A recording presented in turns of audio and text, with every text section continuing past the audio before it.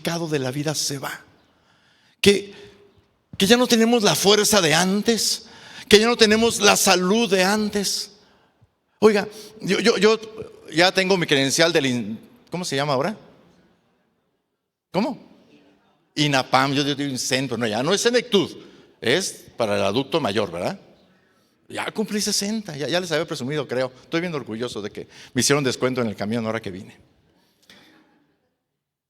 Estamos, mis hijos, bueno, ya una se casó, otro está viviendo lejos, estamos solitos en casa. De pronto me toca cocinar a mí, cocinar para dos. ¿Le ha pasado? A ver, ¿quiénes han compartido esa fea escena de mi mamá? Obviamente. Cocinar para dos, ¿qué ni caso tiene? Y lo dije a mi esposa, pues vámonos allá al centro comercial.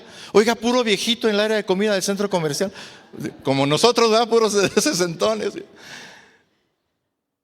La fuerza no es la misma. Se acaban los recursos. Y a veces en nuestra fe pasa lo mismo. Tenemos una frase que copiamos de Apocalipsis. Recuerda que en Apocalipsis, cuando Dios habla a la iglesia de la Odisea, le dice, ¿has dejado tu primer amor? Y los cristianos usamos esa frase. Y hablamos, es que fulanito, Pedro anda bien encendido porque anda en su primer amor. Amén. Pedrito, el Señor te consuma con su fuego. Y a todos ustedes también. Pero a veces tenemos esa expresión, es que fulanito anda trabajando mucho porque anda en su primer amor. ¿La hemos usado? ¿La usan aquí? Para hacer referencia a esa pasión, a ese fuego por Dios. Pero muchos hablamos del primer amor en pasado. ¿Sí? Porque tal vez lo que hay en nuestras vidas, por las tragedias de nuestras vidas, por lo duro de la vida, por las debilidades de nuestro cuerpo y de nuestra fe, no podemos experimentar la vida que sabemos que deberíamos tener. Y cuando vemos a nuestra vida interior, no vemos gozo y alegría, vemos ruinas, vemos maderos quemados y paredes derribadas. No es el fuego que había antes. Y yo quiero pedirte que seas valiente, porque tal vez estoy hablando de ti. Tal vez las murallas destruidas de tu vida interior, me refiero a ti y a mí, claro. A las vigas quemadas que antes sostenían un techo entero, pero que ahora no pueden más y estás cansado. Y aún los pastores estamos en esto. ¿Cómo le voy a hacer con pastor? ¿Cómo le haces con esta iglesia? ¿Cómo le haces? Tú no digas amén. Dijo amén. A veces nuestras vigas están quemadas, nuestras paredes derruidas, las paredes de nuestra fe están destruidas. Y las crisis son más fuertes que nuestras certezas. Y nuestra debilidad es más presente que la presencia de Dios. Y tenemos una prueba y una tentación y queremos salir corriendo porque sentimos que no podemos. Tal vez sí estoy hablando de ti. Tal vez sí estoy hablando de ti, de mí, de nosotros, pastor y hermana que dirige hoy. Porque a veces, en medio de tanto quebranto, de tanta prueba, vemos nuestras manos tan débiles, nuestro conocimiento tan escaso. Y ahora que todo se me olvida, pastor, ¿cómo le voy a hacer? ¿Cómo? Y nos hacemos chiquitos y nos replegamos y decimos, no puedo, no puedo. Los sacerdotes, los judíos viejitos que llegaron a Jerusalén y vieron las paredes derruidas, el templo destrozado. Pero entonces, déjeme leerle lo que sigue, porque estoy hablando de esperanza. Vuelven a construir.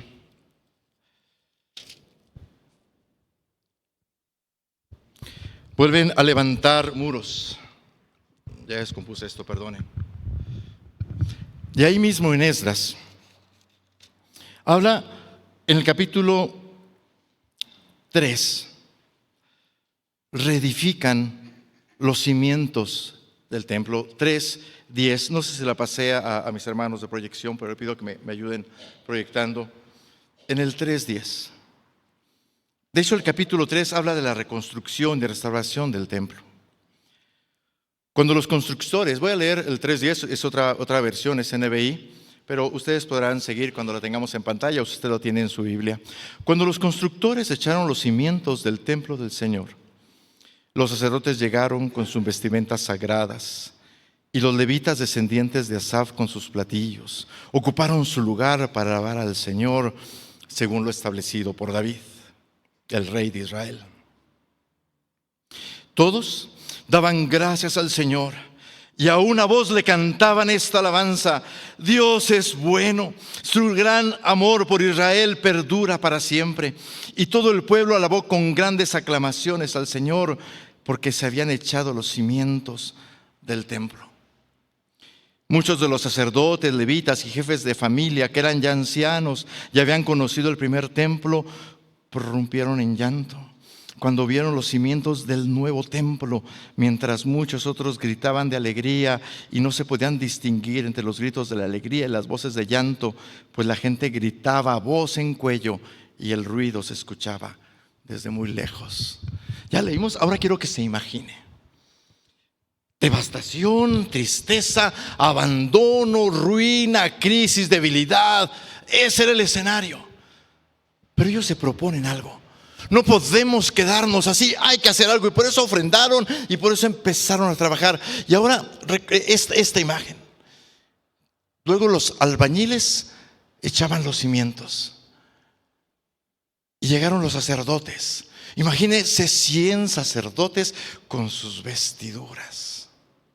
La historia cuenta que en el año 330 antes de Cristo, cuando Alejandro Magno que empezó a conquistar el mundo, llegó a Jerusalén y los sacerdotes salieron con sus vestiduras. Y Alejandro Magno, para ese tiempo Israel estaba debilitado, no conquistó Jerusalén al ver la procesión de los sacerdotes. El gran rey, el gran conquistador del mundo, conocido entonces, perdonó a Jerusalén porque vio una procesión de sacerdotes con sus incensarios y sus músicos y todo esto. Bueno, algo así pasó ahí. Los sacerdotes vestidos y los levitas, los que cantaban, y los otros con sus címbalos. Se imagina la escena. Era una escena impactante y conmovedora, a tal grado que la gente empezó a llorar. ¿Por qué? Porque el lugar que había sido destruido, lugar de encuentro con Dios, que estaba en ruinas, iba a levantarse de nuevo. El lugar que era destinado para adorar y ofrecer los sacrificios a Dios, que no funcionaba, se estaba levantando nuevamente. Y entonces la esperanza empieza a crecer en los corazones. Y los viejos que habían visto las cenizas y la gloria anterior empiezan a llorar, porque hay esperanza. Porque el Dios que conocemos, aunque haya destrucción y haya debilidad y haya escasez, es un Dios que trae esperanza en medio de nuestra necesidad, en medio de nuestra carencia. El Dios de la Biblia es un Dios de esperanza. Si eres débil y eres flaco y no tienes fuerza, o no tienes sabiduría, o dices, ¿cómo le hago con esta iglesia, pastor? El Dios de la Biblia es un Dios que trae esperanza en medio de las ruinas, en medio de las ruinas de tu corazón, incluso en medio de tu separación con Dios, en medio de tu pecado y tu fracaso. Dios es un Dios que trae restauración y esperanza para ti, para Israel hace cientos y miles de años, y para ti y para mí hoy. Y la gente empezó a llorar porque había esperanza. Y la gente empezó a gritar de júbilo, de alegría, porque nuestro Dios es un Dios de esperanza. Y si hace rato te dije, amado hermano, que estaba hablando de ti cuando hablaba de ruina y de quebranto y de escasez, sigo hablando para ti. Porque Dios conoce tus ruinas y tus paredes destruidas. Él conoce cuando no puedes más. Él sabe que has llorado de noche. Señor, ¿cómo voy a sacar adelante a mi familia? ¿Qué voy a hacer con mis hijos? Señor, tú conoces a mis nietos. Señor, ¿qué esta economía? Señor, esta salud. Señor, no puedo en medio de mis pecados y de mis tentaciones. ¿Cómo puedo vencer? Dios te conoce. Dios sabe tu quebranto y tu debilidad. Dios sabe que no puedes. Y por eso Dios quiere decirte hoy, ve lo que yo hago una y otra vez. Por ejemplo, con Israel, que me fue infiel. Yo soy el Dios que da esperanza. para construir nuevamente un encuentro conmigo, un lugar para encontrarse con Dios, para que no hables del primer amor como cosa pasada, sino como presente y viva hoy. Para que no veas la santidad como un sueño extraño y distante, sino como un anhelo real de nuestro corazón para vivir agradando a Dios. Donde puedas orar con fe por ti y por los tuyos, con la certeza de que Dios es abundante para cumplir las cosas mucho más allá de lo que podemos creer y aún como podemos orar. Hay una petición difícil para ti. Hay algo que te suene inalcanzable. Te aseguro que 70 años después los judíos pensaban que no había esperanza para Israel. Pero Dios logra que se reconstruya el templo y el lugar de adoración se levanta nuevamente. ¿Anhelas tú una relación viva con Dios? ¿Anhelas tú una relación vibrante con Dios? Tal vez te suene extraño, lejano, muy en el pasado. Déjame decirte que es posible. Es posible. El Dios de la Biblia da nuevas oportunidades y nuevos llamados para nosotros hoy. Qué bien termina la historia en el capítulo 3 de Esdras. Gritos de alabanza, llantos de gozo. Sin embargo, la esperanza tiene enemigos. ¿Cómo quisiéramos, al igual que los que estaban con el Señor Jesús, quedarnos en el monte con el transfigurado? ¿Recuerdan? ¡Ah, la gloria de Dios! ¡Qué hermosa visión! Así como se lo he dicho ahorita, ¿verdad? Sí, yo anhelo. Pero los que estaban con el transfigurado, de pronto se perdieron. Quisiéramos quedarnos con Él en el monte de la transfiguración y de la bienaventuranza. Quisiéramos quedarnos en este altar reconstruido donde las cosas caminan bien. Pero si leemos un poco más de Esdras, nos daremos cuenta que inmediatamente después de este pasaje tan glorioso en Esdras 3, viene la persecución. Y los enemigos se levantan. Una porción de Esdras capítulo 4 nos narra que los enemigos de Israel van con el rey Artajerjes y le escribe una carta, versículo 12 del capítulo 4.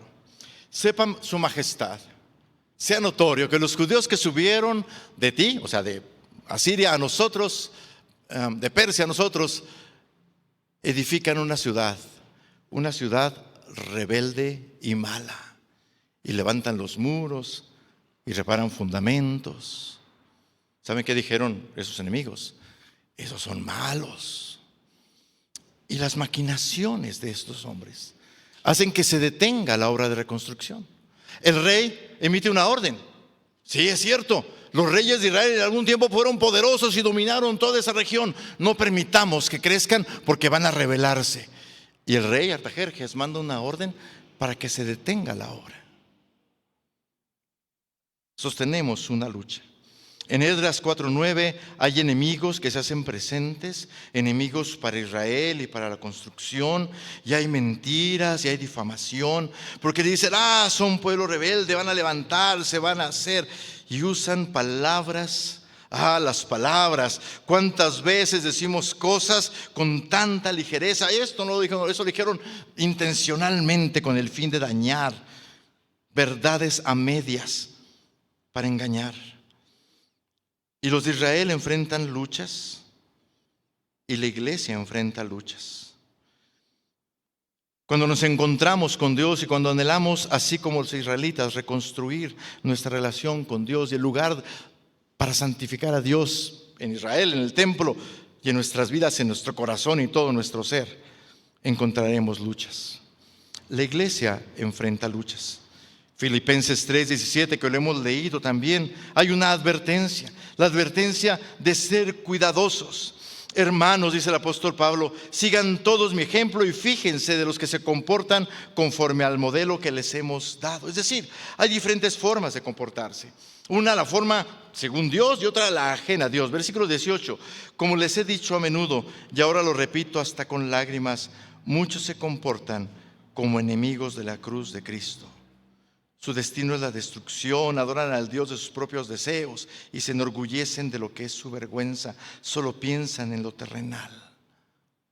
Estoy leyendo Nueva Versión Internacional. La iglesia tiene enemigos. El mensaje del Evangelio tiene enemigos.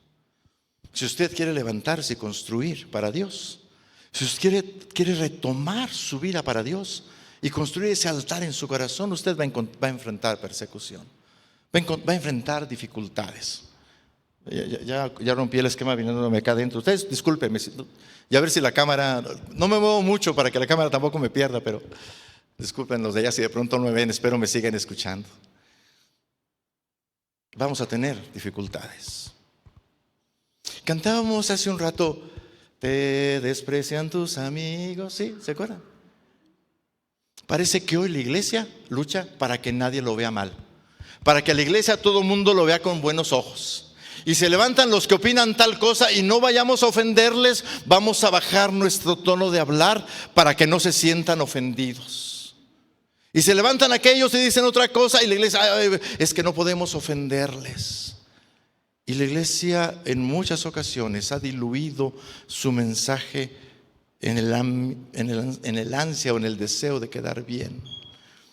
A veces pienso que himnos como ese que dice te desprecian tus amigos ya no aplica, porque hay algunas iglesias que no quieren exponerse a que los apunten y a que los tachen. El apóstol Pablo y la Biblia entera habla de hombres y mujeres que escogen un lugar para caminar, con Dios o alejados de Dios, conforme a su palabra o alejados de su palabra. Porque hay algunos que son, y lo decía Pablo llorando, enemigos de la cruz de Cristo. ¿Por qué murió Cristo? ¿Qué habla la cruz de Cristo? La cruz de Cristo, y espero no ser simplista al hacerlo, habla del amor grandísimo de Dios, que se dio a Él mismo completo para librarnos de la condenación del pecado y darnos una vida nueva. Librarnos del pecado y transformar nuestra vida. Eso hace la cruz. Soy demasiado simple. Nos da una nueva identidad y una nueva comunidad y muchas cosas más. Pero en cortito, traza una línea entre nosotros y el pecado, orienta nuestro corazón a Dios para vivir una vida diferente. Y hay quien dice, no, ser cristiano es tratar con amor a todos. Que no te importe su pecado, que no te importe su... Judas dice, sí, a unos rescatarlos del fuego. Recuerda los últimos versículos de la carta de Judas. Que tener misericordia de algunos rescatándolos del fuego. Y dice, de otros ni siquiera se contaminen con la ropa contaminada con su sangre. Y aquí voy a volver a ser calificado como extremista. Pero yo recuerdo a Jesús hablando de las mujeres que esperaban al novio y que unas fueron insensatas y no buscaron del aceite. Y dice, velen, porque cuando venga el Señor, habla de cuando venga el reino, de que en la mies del Señor habrá trigo y habrá cizaña. Y tenemos que cuidar ser trigo, porque la cizaña será cortada en el día final. Yo leo la Biblia, en el que habla de la salvación del pecado. Y hay enemigos, aún en las iglesias, de esta verdad, justificando pecado, justificando cosas que la Biblia censura de manera clara. Dios llama a santidad y parece que la iglesia en algunos momentos, enemigos de la cruz, nos han hecho creer que el mensaje de la cruz, de arrepentimiento y de transformación no aplica para todos, que la transformación es solamente opcional, pero la Biblia habla de una transformación, de un encuentro con Dios. Hoy luchamos. Creo, amados, que verdades como las que se encuentran en ese himno que mencioné hace un momento, deberíamos vivirlas más frecuentemente. Creo que los cristianos debiéramos acostumbrarnos a que haya gente que hable mal de nosotros. Jesús lo dijo. Hablarán mal de ustedes y os irán a las sinagogas y os perseguirán y os matarán por causa del Evangelio. Pero parece que algunas iglesias no queremos vivir así. Espero que nosotros sí lo hagamos. Y retomo la idea. Creo que algunos cristianos deberíamos enfrentarnos a la idea que en la lucha de nuestra fe hemos de ser descalificados, cuestionados. Y así como los enemigos de Israel levantaron falsas declaraciones y mentiras, nosotros seamos objetos de ellas. Y digamos: Señor, me desprecian mis amigos, pero vengo a ti, que eres mi refugio. Déjenme avanzar al tercer punto que quiero compartir con ustedes. Viene la persecución. Viene la crisis de que la obra es detenida. Sin embargo, Israel persevera. Le dejo a usted de tarea que lea los capítulos 4 y 5 de Esdras. 5 particularmente, cuando se reinicia la reconstrucción. Y entonces llegamos al capítulo 6, porque finalmente se continúa la reconstrucción. Versículo 19 del capítulo 6. Los que regresaron del cautiverio celebraron la Pascua el día 14 del mes primero. Los sacerdotes y levitas se habían unido para purificarse y, ya estando ritualmente limpios, mataron el cordero pascual por todos los que habían regresado del cautiverio, por sus compañeros, los sacerdotes, y por ellos mismos. Los israelitas que regresaron del cautiverio comieron Pascua juntos con los que se habían apartado de la impureza de sus vecinos para seguir al Señor, Dios de Israel. Durante 7 días celebraron con mucho gozo la fiesta de los panes sin levadura, porque el Señor les había devuelto la alegría. Y detengo aquí mi lectura. Lucha, conflicto, pero finalmente Dios los prospera hasta terminar la reconstrucción. Y se reúnen para celebrar la Pascua. Momento de gozo. Aquí no habla de las lágrimas, pero yo sé que hubo lágrimas también. Y gozo también hubo gozo, porque estaban celebrando de nuevo la gran fiesta de los judíos, la Pascua. ¿Sabe? Los judíos, o el escritor sagrado, pudo haber puesto aquí: y celebraron porque Dios había fortalecido sus manos. Hasta suena que es frase bíblica. Bueno, sí es frase bíblica. Pudo haber dicho el escritor bíblico: y celebraron porque ellos se habían esforzado hasta terminar. Pantalla, tenemos el 22, hermanos, de la proyección. 5, 4, 3, 2. Ahí está. Se dice: celebraron por cuanto habían sido valientes y habían resistido la persecución, ¿no? Por cuanto no se habían amedrentado ante los enemigos. Eso dice. Por cuanto que Jehová los había alegrado. Yo no se da cuenta del sutil énfasis, sutil ni tan sutil. ¿Cuál es el origen del gozo, de la alegría de Israel? ¿Sus manos? ¿Su capacidad? ¿Su estrategia? ¿Su fuerza? ¿Su título profesional? ¿Sus años de vida en la iglesia? No. El origen de su gozo es que Dios les había dado gozo. Hay una habilidad que tenemos que rescatar los creyentes. Nuestro gozo no se fundamenta en lo fuertes que somos, en lo sabios que somos, en el dinero que tenemos, en el título que nos han dado, en el reconocimiento, en el nombramiento. No se fundamenta en nada más, sino en el Dios que actúa en ti y en mí. Entonces, no es qué tan fuerte eres, ni qué tan sabio eres. Oiga, mi hijo tiene 25 años. Híjole. Mira bueno, yo que todos, ¿qué dicen? ¿Papá cuervo? Todos los hijos son bonitos, ¿verdad? Yo no conozco ningún cuervo chiquito, pero me imagino que han de ser feos para que diga este dicho, ¿verdad? Que los cuervos tienen sus hijos feitos, pero los papás les echan muchas flores. Y yo soy flores, así que. Entonces, déjenme echarle flores a mi hijo. No sé de dónde contarles, pero bueno. La cosa es que terminó la carrera, finalmente, ¿verdad? Y Dios lo prosperó. Y le abrió puertas para un trabajo, y le abrió puertas para un mejor trabajo. Y como papá orgulloso veo a mi hijo crecer en su vida profesional. Y en el fondo digo, gracias a Dios. Se acabaron las cuentas, ¿no?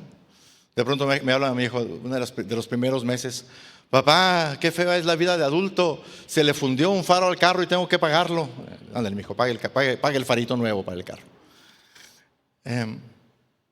Bien orgulloso yo. Y me habla mi hijo hace algunas semanas.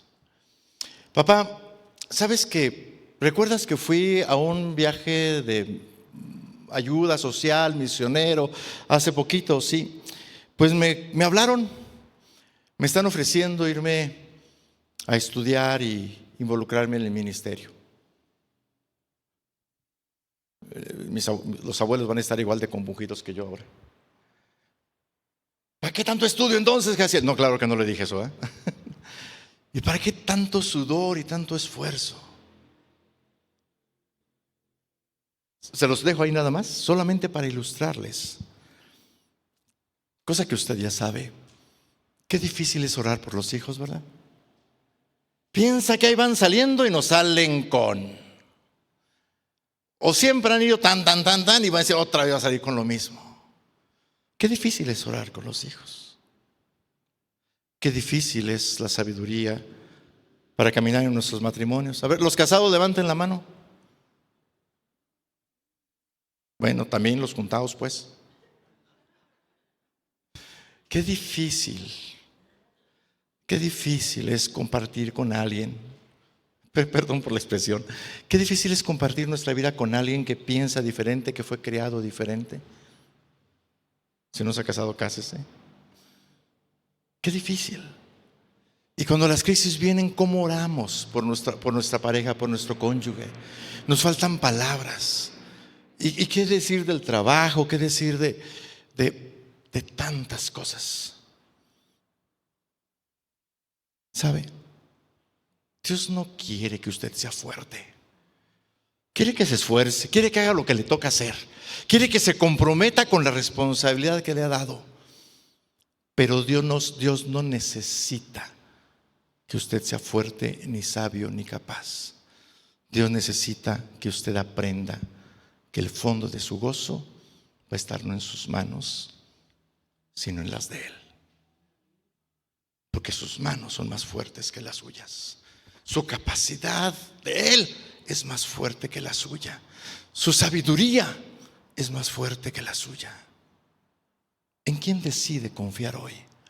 ¿En sus manos, en su fuerza o en las manos y la fuerza de Dios? Israel se alegró porque Jehová los había alegrado. Porque la fuente de su gozo descansó en el Señor que todo lo puede.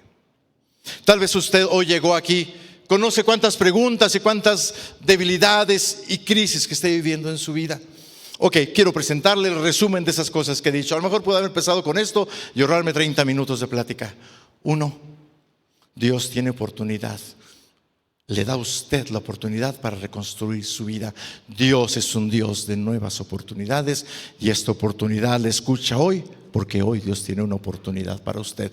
2, enfrentará discusiones, conflictos, oposición, seguramente, pero Dios estará con usted. Y al final de esta historia, usted debe aprender que la victoria se obtiene no por los recursos que hay en sus manos, sino por los recursos que Dios tiene en las suyas. Quiere tomar esos recursos, quiere tomar esa oportunidad, quiere enfrentar los desafíos y las persecuciones. Usted tiene la respuesta. Usted debe responderle a Dios. Yo he dado el mensaje. Ahora usted tiene que decirle a Dios si responderá o no. Le invito a que se ponga de pie para orar. Usted se ha preguntado, ¿pero de qué habla este hombre? Yo no tengo una experiencia como esa. Tal vez incluso usted se ha sentido hasta medio celoso. ¿Por qué yo no tengo esa experiencia? ¿Por qué yo no siento esa pasión? ¿Por qué me suena distante esto? Si ese es su caso, quiero decirle que tal vez por eso llegó usted aquí, para que escuche que la experiencia distante y ajena que puede percibir hoy es solo distante porque usted no ha extendido la mano de su fe para tomarla, porque Dios está dispuesto. Dios está aquí para usted hoy. Tal vez usted necesita renovar su fe, tal vez usted necesita entregar su vida a Cristo hoy, si nunca lo ha hecho antes, o si tal vez hoy se da cuenta de una manera más profunda y más real. ¿Por qué no le dice a Jesús: aquí estoy, Señor, quiero entregarte mi vida, quiero eso que he escuchado desde el sermón que sea mi realidad? ¿Se atrevería a hacerlo si estoy hablando de usted? Me gustaría orar por usted. ¿Quiere pasar aquí al frente para orar? Si alguien quiere pasar, le invito. Si usted dice: yo necesito esa fuerza, yo necesito esa vida, yo quiero decirle a Jesús: es el Señor de mi vida, le invito a pasar. Tal vez usted es un cristiano, cristiana que tiene también mucho tiempo en el Evangelio y de pronto se sintió identificada cuando hablé de las vigas quemadas, de los muros derribados de nuestra fe. Si es su caso, también pase. O simplemente, amado, amada, mientras yo hablaba, Dios lo llevó por otros senderos y Dios llevó su pensamiento por otros lados. Y usted se da cuenta que hoy necesita a Jesús. A lo mejor no tiene nada que ver con la predicación, sino con su propia necesidad. Si es su caso, ¿por qué no pasa aquí al frente y dedica unos tiempos para orar? Heriberto nos puede ayudar con una música calmada que nos ayude a tener un tiempo de oración, y ahí en su lugar demos un par de minutos, un minutito para orar, mientras oramos por nuestros hermanos.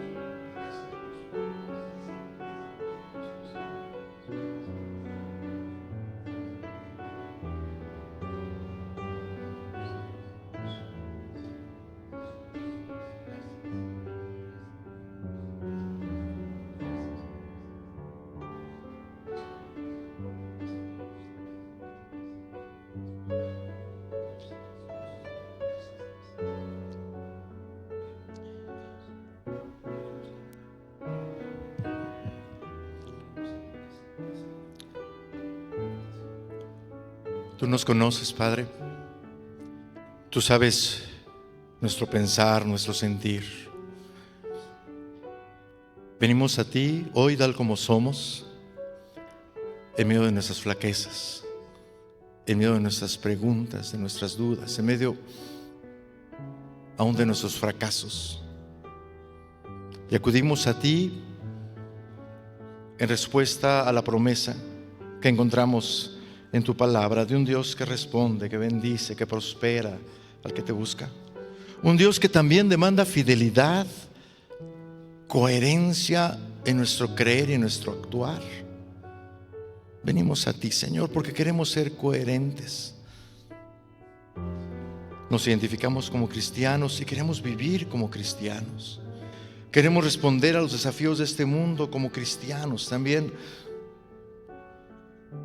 a los desafíos de nuestro trabajo y de nuestro hogar, a los desafíos personales, Dios, necesitamos de tu Espíritu. Es nuestro anhelo, es nuestro deseo. Escucha nuestra oración. Padre, escucha hoy la oración de tu iglesia. Escuchas tú, Señor, a quien te busca con un corazón sincero, a quien está encontrando en el mensaje de esta mañana una esperanza para enfrentar la vida, a quien está encontrando en el mensaje de esta mañana una oportunidad para afincar su visión hacia el mañana, no en nuestras fuerzas y lo que hay en nuestros bolsillos o nuestros recursos, sino en ti, el podeor de toda cosa buena, el que nos puede saciar plenamente. Padre, escucha el corazón de esta iglesia, de su pastor. Y Padre, concédenos reconstruir altares nuevos, santos para ti, donde nos encontremos contigo, donde lloremos de gozo, de alegría por lo que nos has dado, Señor. Padre, permite que en Monte Sinaí, a semejanza de aquella congregación en Jerusalén, pueda ver al futuro con esperanza, porque tú eres el Dios que bendice y el Dios que llena y el Dios que satisface. Escucha nuestra oración. La presentamos a ti, Señor, a través de aquel que dio su vida por nosotros, aquel quien dio su vida por esta iglesia, nuestro Señor Jesucristo, a quien damos gloria eternamente en compañía contigo, Padre, y con tu Espíritu. Amén. Vayan en paz, hermanos, que Dios conceda las peticiones de su corazón.